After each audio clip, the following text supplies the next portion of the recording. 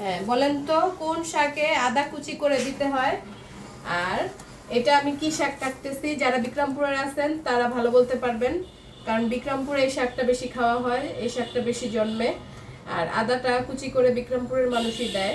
তো বলবেন কোন শাকে, আর এই শাকটা যেটা কাটতেছি এটার নাম বলবেন। আর এখানে আমি কিভাবে এই শাকটা কাটতে হয় সেটা দেখাই, আসেন। এই শাকটা খুব মিহিন করে কাটতে হয়, তা না হলে এই শাকটা হজমের সমস্যা হয়।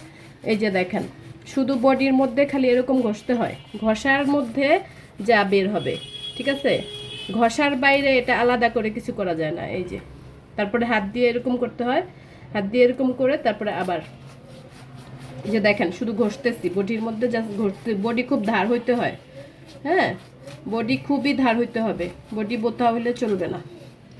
এই যে আমার অনেক কমই হয়েছে মিহিন, আমার নানির আরও বেশি হয়, আমার নানি এখন নাই, আমার নানির কাছ থেকে শিখেছি।